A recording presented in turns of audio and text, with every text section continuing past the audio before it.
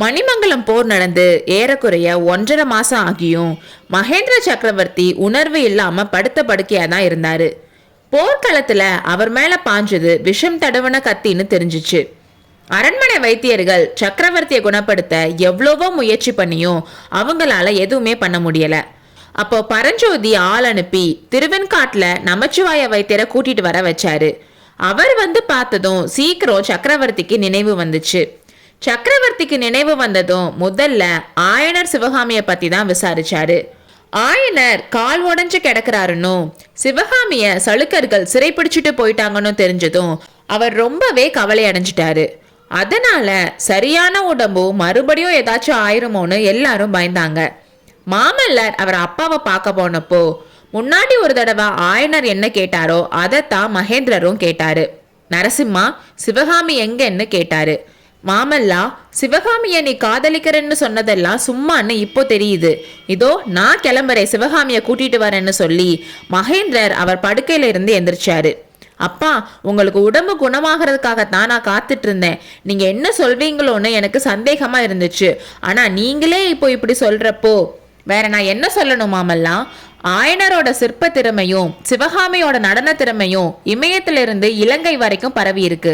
அப்படிப்பட்ட சிவகாமிய அந்த வாதாபி ராட்சசன் கொண்டு போயிட்டானா அதை விட அவமானம் வேற என்ன இருக்கு பல்லவ குலத்துக்கு? அப்படிப்பட்ட அவமானத்தோட உயிரோடு இருக்கிறதுக்கு பதிலா போர்க்களத்திலேயே செத்திருக்கலாம்னு மகேந்திரர் சொன்னாரு. அப்பா, இப்படிலாம் பேசாதீங்க. உங்களுக்கு உடம்பு சரியானதும் உங்ககிட்ட சொல்லிட்டு கிளம்புறதுக்கு நானும் தளபதியும் எல்லா ஏற்பாடும் செஞ்சு வச்சுட்டோம். படையெல்லாம் திரட்டி வச்சுட்டோம்னு மாமல்லர் சொன்னாரு. புத்திசாலிகள் தான். படையோட போனா சிவகாமியும் கூட்டிட்டு வர முடியாது, நீங்களும் திரும்பி வர மாட்டீங்கன்னு சக்கரவர்த்தி சொன்னாரு. மாமல்லர் ஆச்சரியப்பட்டு, அப்பா வேற என்ன செய்யறது, நீங்க என்ன நினைக்கிறீங்கன்னு கேட்டாரு. பரஞ்சோதியும் சத்ருகனையும் கூட்டிட்டு வா, என்னோட திட்டத்தை சொல்றேன்னு மகேந்திர சக்கரவர்த்தி சொன்னாரு. எல்லாரும் வந்ததுக்கு அப்புறம் அவரோட திட்டம் என்னன்னு சொன்னாரு. பரஞ்சோதியும் சத்ருகனும் மாறுவேஷம் போட்டு வாதாபிக்கு போய் சிவகாமியை கூட்டிட்டு வர்றது தான் அவரோட திட்டம். அப்படி திருட்டுத்தனமா போய் சிவகாமியை கூட்டிட்டு வர்றதுக்கு மாமல்லர் முதல்ல முடியாதுன்னு சொன்னாரு. திருட்டுத்தனமா கூட்டிட்டு போனவளை அதே மாதிரி கூட்டிட்டு வரதுல தப்பு இல்லைன்னு மகேந்திரர் சொன்னாரு. அது மட்டும் இல்லாம இப்போ ஒரு தடவை வாதாபிக்கு போயிட்டு வரனால பின்னாடி வாதாபி மேல பகிரங்கமா போர் தொடுக்கிறதுக்கும் வசதியா இருக்கும்னு சொன்னாரு.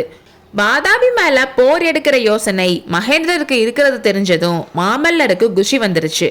அதனால அவர் அப்பாவோட யோசனைக்கு ஓகே சொல்லிட்டாரு. அப்பா, தளபதியோட நானும் போயிட்டு வரேன், தயவு செஞ்சு அனுமதி கொடுங்கன்னு கெஞ்சி கேட்டாரு.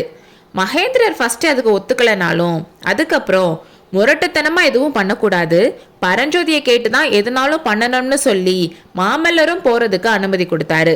2 நாளைக்கு அப்புறம் நடுராத்திரியில காஞ்சி அரண்மனையோட முற்றத்துல 6 குதிரையில 6 பேர் ரெடியா இருந்தாங்க. தாடி மீச வச்சு வேஷம் போட்டிருந்தவங்க மாமல்லர், பரஞ்சோதி, சத்ருகனன், குண்டோதரன், கண்ணபிரான், அவரோட அப்பா அஸ்வபாலர். 6 பேரும் அரண்மனையோட மேல் மாடத்துல நின்றுட்டு இருந்த சக்கரவர்த்தியையும் புவன மகாதேவியையும் பார்த்தாங்க. கிளம்புங்க, வெற்றியோட சீக்கிரம் திரும்பி வாங்கன்னு மகேந்திரர் சொன்னதும் எல்லாரும் குதிரையை தட்டி விட்டு கிளம்புனாங்க.